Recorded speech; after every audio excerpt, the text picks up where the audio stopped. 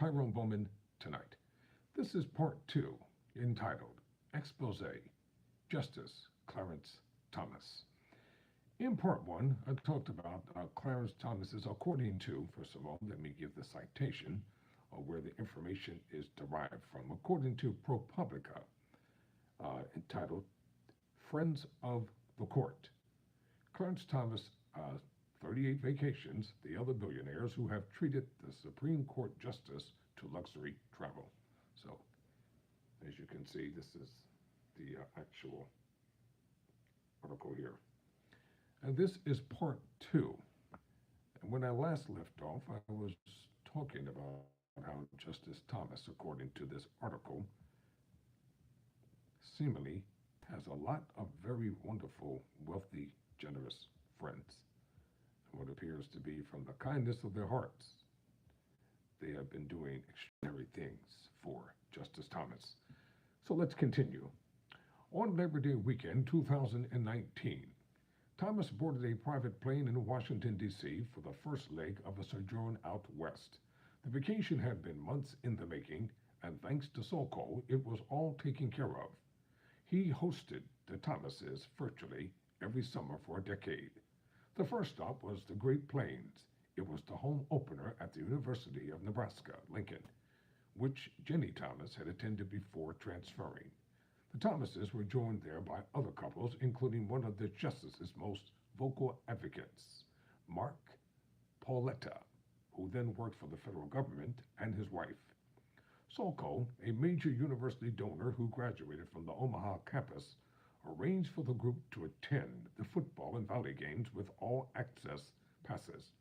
Clarence Thomas met with the football team the day before the game. The group walked out of the tunnel before kickoff. During halftime, they stood on the sidelines to watch the marching band perform. At one point, posing for a picture in the end zone, the Sokols took four lucky couples to the first Nebraska football game of the season. Jenny Thomas wrote in one of the card captions. See if I can make this a little bigger here. I'll probably have to hold it when I do it, but I think I can. So you can get a more better view. Oh, actually, it is holding. Okay, let's continue with the article here.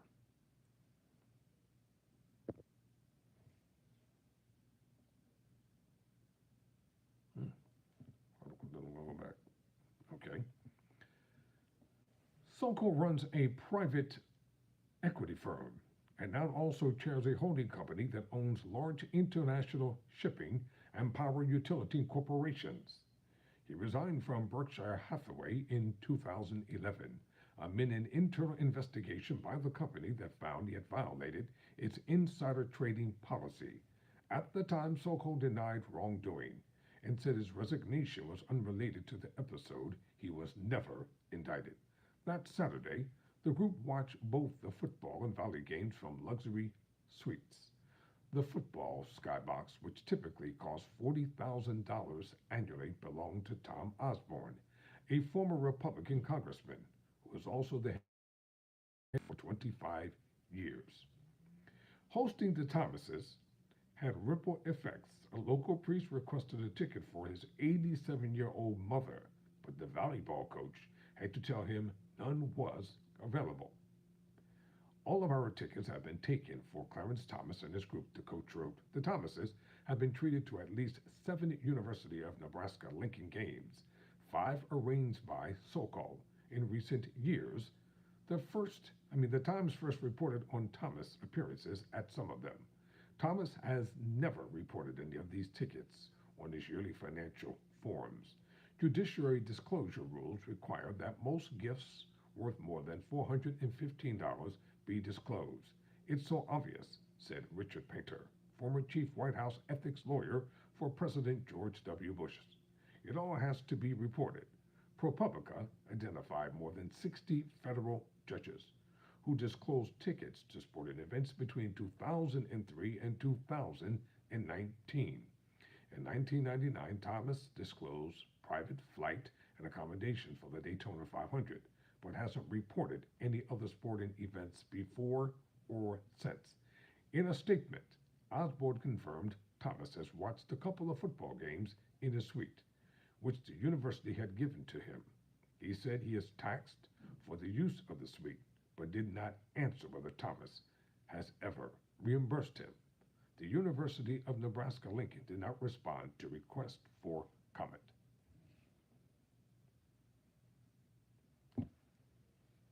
Trying to make sure that, we all have, pardon me, good access to visual here. On Sunday, the morning after the football game in Nebraska, Sokol flew with Thomas by private jet to Sokol's paintbrush ranch just outside Jackson Hole, Wyoming. The property, valued in the lower 8 figures, sits in the foothills of Shadow Mountain. A local radio personality said of the estate, "This is the ultimate home, and it has the most iconic view of the Tetons I've seen ever." Sokol also owns a waterfront mansion in Fort Lauderdale, Florida, currently worth $20.1 million, where he's hosted the Thomases as well. According to photos of the visits, the 12,800 square foot property includes a home theater, elevator, walk-in wine cellar, and yacht docking. In addition, Sokol and Thomas have shared an opulent lodge together while vacationing at Crow's private lake resort, Cap Topridge in the Adirondacks. Pretty nice place there.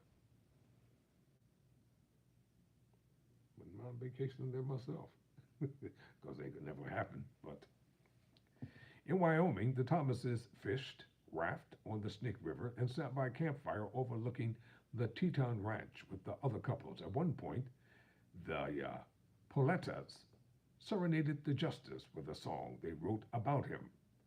Like Thomas, Pauletta did not disclose the trip on his yearly financial filings. At the time, Pauletta was general counsel and the designated ethics official at the Office of Management and Budget. In a statement, Pauletta said he wasn't required to disclose the trip because he had reimbursed Sokol, but he did not say how much or provide documentation of those payments. "I comply with all ethics laws and regulations," Pauletta said. Details of the vacation to Nebraska and Wyoming were drawn from photographs, trip planning emails, and social media posts, as well as interviews with airport workers, local residents, and others familiar with the travel, including river raft guides. Since 1990, Sokol and his wife have donated more than $1 million to Republican politicians and groups, along with smaller amounts to Democrats. Last October in New Orleans, Sokol made a direct reference to a pending Supreme Court case while addressing a group of former Horatio Alger Scholarship recipients. Thomas was not in attendance. The speech veered into territory that made many of those in attendance uncomfortable and left others appalled, emails and others' messages show. Sokol, who has written extensively about American exceptionalism and the virtues of free enterprise, minimized slavery and systematic racism, some felt. He then criticized President Joe Biden's student loan forgiveness plan, arguing Biden had overstepped the government's authority, according to a report of the speech obtained by ProPublica. "It's going to get overturned by the Supreme Court," Sokol predicted, echoing a common legal commentary. He was right. This summer, the court struck down Biden's student loan forgiveness plan. Thomas voted in the majority. Nearly every spring, Novelli, a billionaire who made his first fortune storing and transporting petroleum, takes his 2 yachts on a fishing expedition to the Bahamas, Exuma Islands. Photographs from the trip show porcelain beaches, cerulean waters, and a fresh maha. Friends and family come and go for days at a time. 3 of Novelli's former yacht workers, including a captain, told ProPublica they recalled Thomas coming on board their vessels multiple times in recent years.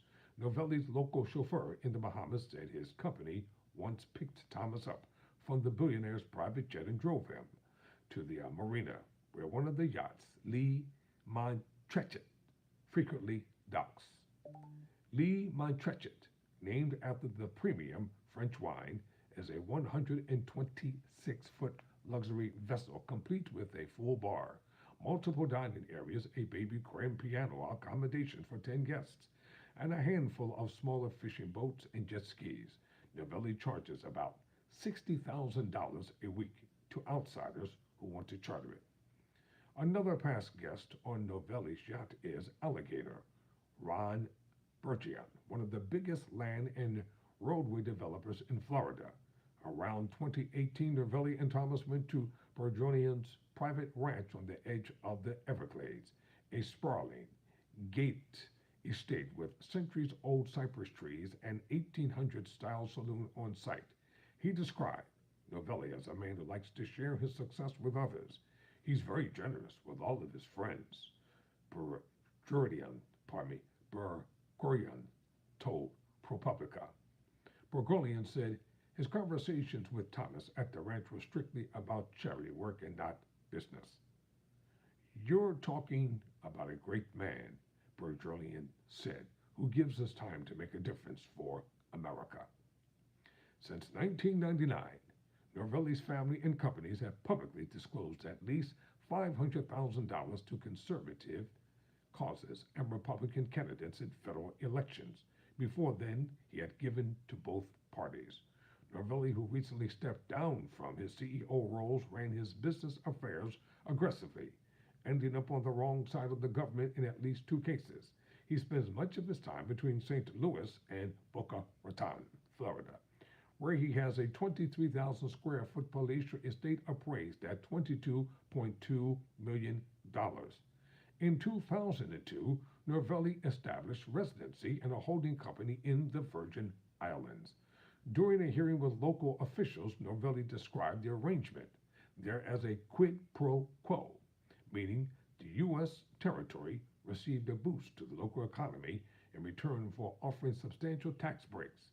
The IRS would later call it an abusive tax avoidance scheme and pursued Novelli for millions in back taxes and penalties. Novelli denied the characterization and eventually settled with the government for a negotiated amount. There is no evidence his friendship with Thomas helped Novelli in one of his most significant disputes. In 2005, the Justice Department sued Novelli's company, Apex Oil, because its corporate predecessor had contributed to a massive groundwater contamination beneath an Illinois village, and then Apex refused to help with the cleanup. Apex argued the spill had occurred before the company went through a bankruptcy years earlier. Several judges ruled against Apex, which eventually appealed to the Supreme Court in 2010. The justices declined to hear the case, and the company had to pay about $150 million to help remove oil from the soil. It's not clear how Thomas voted in the case because such votes are not typically public. The vacations ProPublica identified appear to have occurred after the case was resolved. In 2020, Apex Oil, SoCo, and Crow helped fund a documentary defending Thomas as a response to an HBO film that was critical of the justice. SoCo called the HBO movie a Molotov cocktail into our homes and a prime example of America's eroding civility. In part 3 of Expose, Justice Clarence Thomas, I'll talk about the most coveted invitation in the world. I'm Tyrone Bowman. Never surrender, never quit.